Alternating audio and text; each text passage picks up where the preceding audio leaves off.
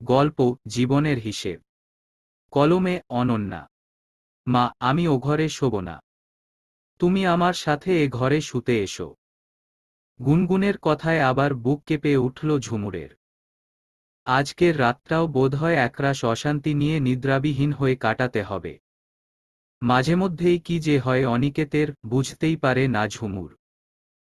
নিজের সমস্ত ডিপ্রেশন ওই বাচ্চা মেয়েটার উপর ঢেলে দিতে যেন বদ্ধপরিকর সে। কলেজের প্রফেসর অনিকেত। অঙ্কে পিএইচডি করেছে সে। সারাদিন অঙ্কের বইয়ে মুখ গুজে বসে থাকাই তার কাজ। লেখাপড়াটাকে সে এতটাই ভালোবাসে। কর্মজগতে তার বিশাল নাম আর প্রতিপত্তি। কিন্তু ব্যক্তিগত জীবনে তার প্রচুর ডিপ্রেশন। ঝুমুর জানে অনিকেতের ডিপ্রেশনের একটা বড় কারণ ঝুমুর নিজে। অনিকেত যে স্ত্রী হিসেবে তাকে প্রথম থেকেই মানতে পারেনি, সেটা ফুলশয্যার রাতেই স্পষ্টভাবে জানিয়েছিল অনিকেত। অনিকেতের ইচ্ছে ছিল ওর স্ত্রী ওর মতনই বিশাল কিছু হবে। কিন্তু অনিকেতের বাবার পছন্দের মেয়ে ছিল ঝুমুর। ঝুমুরের যখন বিয়ে হয় অনিকেতের সঙ্গে, তখন ঝুমুর সবে প্রাইমারি স্কুলে চাকরিটা পেয়েছে। ঝুমুরের বাবা আর শ্বশুর একই ব্যাংকে কাজ করতেন। তবে ঝুমুরের বাবা ছিলেন ক্লার্ক আর ঝুমুরের শ্বশুর ছিলেন ম্যানেজার। একদিন ব্যাংকে ঝুমুর একটা বিশেষ কারণে বাবার সাথে দেখা করতে আসে। তখন ঝুমুরের শ্বশুর মানে অনিমেষ মিত্রের পছন্দ হয়ে যায় ঝুমুরকে। ঝুমুরের মধ্যে বেশ একটা সাবেকিয়ানা ভাব আছে। বিছানায় সারাদিন শুয়ে থাকা স্ত্রী আর ছন্নছাড়া হয়ে থাকা সংসারটাকে সামলে রাখার মতো গুণ ঝুমুরের মধ্যে দেখতে পেয়েছিলেন তিনি। তাই মাস দুয়েকের মধ্যেই চার হাত এক হয়ে যায় ঝুমুর আর অনিকেতের। প্রফেসর স্বামীর স্ত্রী প্রাইমারি স্কুলের শিক্ষিকা। এমন অসম একটা সম্পর্কে ডিপ্রেশনের শিকার হতে থাকে অনিকেত। অঙ্ক থেকে 10 হাত দূরে পালানো ঝুমুরের সাথে কথা বলেও শান্তি পায় না অনিকেত। তার বুদ্ধির সামনে ঝুমুরের বুদ্ধি সব সময়ই কম পড়ে যায় যেন। তার পরিচিত জগতেও ঝুমুর খুব বেমানান। তবে অনিমেষ বাবু আর তার স্ত্রী রজনী ছেলের বউকে নিয়ে খুবই সন্তুষ্ট। ঘরে বাইরে সবকিছু কি সুন্দর করে সব সামলায় ঝুমুর। ঝুমুরের সবচেয়ে বড় গুণ যেটা, সেটা হলো তার একটা অনুভূতিপ্রবণ মন আছে। আর সেই মনের আঁখি দিয়েই জগৎটাকে দেখতে ভালোবাসে সে। কিন্তু যেটা আবার হিসেব কষা অনিকেতের পছন্দ হয় না। তবুও সংসার, সম্পর্ক সবকিছুই মোটামুটিভাবে চালিয়ে নিয়ে যাচ্ছিল সবাই। কিন্তু সমস্যার সৃষ্টি হলো তখন যখন গুনগুন বড় হতে শুরু করল। অনিকেতের ইচ্ছে ছিল গুনগুন তার বাবার মতো অঙ্ককে ভালোবাসবে। অঙ্ক নিয়েই বাঁচবে, অঙ্ক নিয়েই মরবে। কিন্তু হলো উল্টোটা। গুনগুনের মন ভালোবাসল সাহিত্যকে। তার লেখার হাতও দুর্দান্ত। তাই বলে অঙ্কতে সে যে খুব কাঁচা, তা নয়। তবে অঙ্কটা তার ভালোবাসা হয়ে উঠতে পারেনি। শুধুমাত্র একটা বিষয় হয়েই রয়ে গেছে। এটাই একটা বিশাল ক্ষোভের সৃষ্টি করল অনিকেতের মধ্যে। নিজের মতো করে মেয়েকে তৈরি করতে পারছে না দেখে আবারও নতুন করে ডিপ্রেশনের শিকার হল সে। মনের সাথে প্রতিদিনের টানাপোড়েন, কেন গুনগুন এমন হলো? কেন গুনগুন আমার মতো হলো না? ঝুমুর একদম সাদামাটা বলেই কি গুনগুন ওর মায়ের মতো হতে চাইল? যদি ঝুমুর আমার মতো প্রফেসর বা ডাক্তার বা কোনো সরকারি আমলা হতো, তাহলে তো আর গুনগুন এরকম এত সাধারণ হয়ে থাকত না। এতগুলো প্রশ্নের উত্তর খুঁজতে গিয়ে অনিকেত তার বিচারবুদ্ধি হারিয়ে ফেলে। আর তখনই সব হিসেব নিকেশ ভুলে ভরা হয়ে ওঠে তার কাছে। গুনগুন যত বড় হতে থাকল, বাবার সাথে দূরত্ব তৈরি হতে থাকল তত বেশি। গুনগুনের মনটাকে বুঝতেই পারছে না অনিকেত। জোর করে চাপিয়ে দেওয়ার শাসনে মেতে উঠেছে সে। ঝুমুরের ভয় হয় গুনগুন এখন রোজ স্কুল থেকে ফেরার সময় বলে, আমার বাড়িতে ঢুকতে একটুও ইচ্ছে করে না মা। বাবাকে দেখলেই আমার মাথা গরম হয়ে যায়। আমাকে নিয়ে তুমি আলাদা থাকতে পারো না? ঝুমুর গুনগুনকে কি করে বোঝায়, অনিকেতের আপত্তিতেই তো সে আজ এখানে। সে তো সবসময় চায় গুনগুন ঝুমুরের সান্নিধ্যের বাইরে থাকুক। কিন্তু গুনগুন আবার মা অন্তঃপ্রাণ। মায়ের সাথে মন খুলে কথা বলা যায়, মায়ের সাথে প্রাণ ভরে বাঁচা যায়। বিপরীতে অনিকেত সবসময় নিজের সিদ্ধান্ত জোর করে চাপিয়ে দেয় গুনগুনের উপরে। গুনগুনের যেন কোনো স্বাধীনতাই নেই। বাবার কথাই শেষ কথা তার জীবনে। এদিন রাত্রেও গুনগুন ঝুমুরকে বলল, ওই লোকটার সাথে আমি থাকব না মা। ওই লোকটা আমার সমস্ত প্রবলেমের কারণ। যত দূরে থাকবে আমার থেকে, তত ভালো থাকব আমি। ঝুমুর ধমকের সুরে বলল, বাবাকে বাবা বলেই বলতে শেখো গুনগুন। ওই লোকটা আবার কি কথা? এই তোমায় শিক্ষা দিচ্ছি আমি। আমি জাস্ট পারছি না মা। আমার লাইফের কোনো কিছুতে কিছু নেই। অথচ হঠাৎ করে কিছু দেখে কোনো বিচার না করেই সে উলট পালট মন্তব্য করতে শুরু করে দেয়। আমার বেসিক প্রেস্টিজটার প্রতিও তার খেয়াল আছে কি? সে যদি কারোর সম্মানের কথা না ভাবে, তাহলে তাকে রেসপেক্ট করার কথাই বা ভাবব কেন বলতে পারো? আসলে কি জানো মা, বাবা তোমার প্রতি থ্যাঙ্কফুল নয় তো আর কারোর প্রতি কি করে থ্যাঙ্কফুল হবে বলো? তোমাকেই তো রেসপেক্ট করতে পারে না বাবা। তুমি যে নিজেও একটা মানুষ, তোমারও যে একটা মন আছে, কোনোদিন ফিল করেছে কি বাবা সেটা?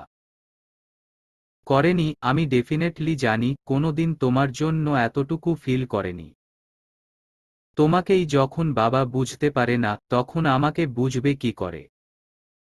এভাবে রোজ রোজ বাবার বিশ্রী কথা আমি আর সহ্য করতে পারছি না। I am just faded up.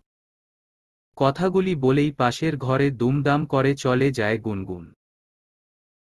Class 6-এ পড়া একটা মেয়ের মানসিক যন্ত্রণাটাকে উপলব্ধি করে বুকের ভিতরটা কেমন যেন মোচড় দিয়ে ওঠে ঝুমুরের। ঘরে গিয়ে স্বামীকে বোঝানোর চেষ্টা করে। আজ রাতটা গুনগুন আর আমি পাশের ঘরে শুই গিয়ে। তুমি বকেছ তাই একটু আপসেট আছে মেয়েটা। আর এভাবেই বা বকাবকি করো কেন? এখন বড় হচ্ছে ও, ওরও তো একটা মান সম্মান বোধ তৈরি হচ্ছে। সেটাকে তো আমাদের মেনে চলা উচিত, তাই না? অনিকেতের মনে এমনিতেই আগুন জ্বলছিল। ঝুমুরের কথায় সে আগুনে যেন ঘি পড়ে গেল। সে চিৎকার করে বলল, একদম যাবে না তুমি গুনগুনের কাছে। তোমার সঙ্গে থেকেই যত সর্বনাশ হয়ে যাচ্ছে আমার মেয়েটার। নিজে একটা প্রাইমারি টিচার হয়ে রয়ে গেলে, আর মেয়েটাকেও প্রাইমারি টিচার বানানোর জন্য তৈরি করছো। এতদিন চুপচাপ থাকা ঝুমুর এবার আর চুপ করে থাকতে পারল না। সেও জবাব দিল, কেন বলো তো, প্রাইমারি টিচার হওয়া কি খারাপ? একজন প্রাইমারি টিচারের কি কোনো যোগ্যতাই নেই? একটা বাচ্চার জীবনের ভিতই তো তৈরি হয় একজন প্রাইমারি টিচারের হাতে। কি খারাপটা আছে এই চাকরিতে? কম্পিটিশন করতে পারবে একজন প্রফেসরের সঙ্গে। ব্যঙ্গের সঙ্গে প্রশ্ন ছড়ে অনিকেত। প্রত্যেকে প্রত্যেকের জায়গায় সঠিক অনিকেত। আমরা একটা বাচ্চার ইউনিভার্সিটি অবধি পৌঁছনোর মতো ভিত তৈরি করে দিই বলেই তোমরা সেই বাচ্চাগুলোকে পড়ানোর সুযোগ পাও। তোমার শিক্ষা তখনই যথার্থ হবে যখন তুমি অন্যের শিক্ষাকে মর্যাদা দিতে পারবে। না হলে তোমার ওই বিদ্যে বুদ্ধি কতগুলো দামি সার্টিফিকেটেই গুটিকয়েক ডিগ্রি হয়ে রয়ে যাবে, জীবনে কাজে লাগবে না কোনোদিনই। স্ত্রীর এমন স্পষ্ট কথা মানতে পারে না অনিকেত, সপাটে চর বসিয়ে দেয় ঝুমুরের গালে। তারপর চিৎকার করে বলে ওঠে, একদম বেশি কথা বলবে না তুমি। নেহাত আমার বাবা তোমায় দয়া করে এবাড়ির বউ করে এনেছিলেন তাই? না হলে কোনো যোগ্যতা আছে তোমার আমার বউ হবার? তোমাকে বিয়ে করে প্রতিদিনের টানাপোড়েনে একটু একটু করে তুষের আগুনে পুড়ে মরছি আমি। আর তোমাকেই বা কি বলার আছে? আমার বাবাই তো একজন ফুলিশ পার্সন ছিলেন। অসুস্থ স্ত্রীকে দেখাশোনার জন্য একটা শিক্ষিত আয়া নিয়ে এলেন ঘরে। কোন দিক থেকে যোগ্য তুমি আমার বলতে পারো? তোমাকে বিয়ে করে জীবনের সব হিসেব ভুল হয়ে গেছে আমার। অনিকেতের এই শেষ কথাটা কিছুক্ষণ আগে অনিকেতের দেওয়া শারীরিক আঘাতের চেয়েও নির্মম বোধ হল ঝুমুরের।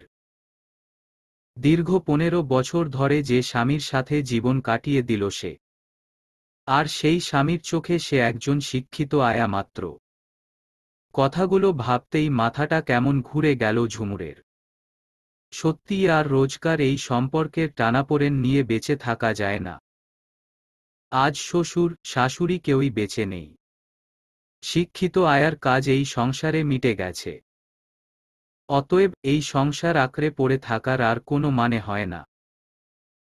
কিন্তু ঝুমুর এটাও জানে গুনগুনকে নিয়ে তাকে কিছুতেই আলাদা হতে দেবে না অনিকেত। আর ঝুমুরও চায় না জোর করে গুনগুনের অভিভাবকত্ব নেওয়ার জন্য। গুনগুনকে কোর্টের মুখ দেখতে হোক। তাই কিছুক্ষণ চুপ করে থেকে ঝুমুর বলে, বেশ, তোমার বাবা মায়ের সেবা করার জন্য নিয়ে এসেছিলেন তোমার বাবা। আজ তারা দুজনেই আর কেউ বেঁচে নেই। তাই এই সংসারে আমার থাকারও কোনো কারণ নেই। তোমার আমার বিয়েতে শুধু তোমার জীবনের হিসেবই ভুল হয়নি অনিকেত, হিসেব ভুল হয়ে গেছে আমার জীবনেরও। কিন্তু আমাদের দুজনের ভুল হিসেবে কার জীবনটা সবচেয়ে বেশি নষ্ট হচ্ছে জানো? ওই বাচ্চা মেয়েটার। হ্যাঁ অনিকেত, আজ সবচেয়ে বেশি কষ্টে আর ডিপ্রেশনে গুনগুন আছে। কিন্তু তুমি বুঝবে না ওর সমস্যাটা। বরং নিজের ডিপ্রেশনটা একটু একটু করে ওর দিকে কনভে করছো তুমি। তার চেয়ে বরং একটা কাজ করা যাক, তুমি আর আমি আলাদা হয়ে যাই। আর ঝুমুরের মুখের কথা কেড়ে নিয়ে অনিকেত বলে ওঠে, গুনগুন কিন্তু তোমার সঙ্গে থাকবে না। তুমি ওর সাথে থাকলে ও কিছুতেই মানুষ হয়ে উঠতে পারবে না। আমাকে আমার কথাটা শেষ করতে দাও অনিকেত। গুনগুন যেমন আমার কাছে থাকবে না, ঠিক তেমনি গুনগুন তোমার কাছেও থাকবে না। আমার এক বন্ধু আছে নৈনিতালে, এক মিশনারি স্কুলের টিচার। সেখানে গুনগুনকে পাঠিয়ে দেব ওর নিজের মতো করে বেড়ে ওঠার জন্য। নিজের স্বপ্ন পূরণ করে ফিরে আসবে আবার। সব খরচা আমি দেব, তোমাকে কিছু করতে হবে না আমার মেয়ের জন্য। দম্ভ নিয়ে বলে অনিকেত। ঝুমুর একটু হাসে, বলে, তুমি কি জানো অনিকেত, তোমার মেয়ে তোমায় ঘৃণা করে। তোমার পরিচয়টা সে দায়ে পড়ে বহন করে বেড়ায়। কিছুই জানো না, শুধু অঙ্কের হিসেবে টাকার অঙ্ক কষে গেলে। অঙ্কে এমন ভালো হয়ে কি লাভ বলো তো, জীবনের সব হিসেবটাই যখন তোমার ভুলে ভরা। তাই গুনগুনের জন্য তোমাকে এক পয়সাও খরচ করতে হবে না। প্রাইমারি টিচার হলেও আমার মাইনেতে মেয়েকে কনভেন্ট স্কুলের বোর্ডিংয়ে রেখে পড়ানোর সামর্থ্য আমার আছে। তুমি গুনগুনের জন্য খরচ করলেই ওর নেওয়া সব সিদ্ধান্তে নিজের দাবি খাটাবে। তার চাইতে গুনগুন নিজের মতো করে বেড়ে উঠুক।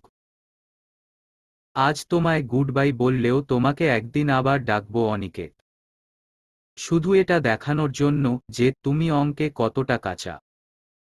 সেই ঘটনার পরে কেটে গেছে বছর 20। সেই রাতের পরে আবার অনিকেত আর ঝুমুর এক জায়গায় হয়েছে। কারণ মিস অয়ন্তিকা মিত্র ওরফে গুনগুন এবারের সাহিত্য একাডেমি অ্যাওয়ার্ডের জন্য নির্বাচিত হয়েছে। সেই পুরস্কার বিতরণী অনুষ্ঠানেই নিমন্ত্রিত ঝুমুর ও অনিকেত।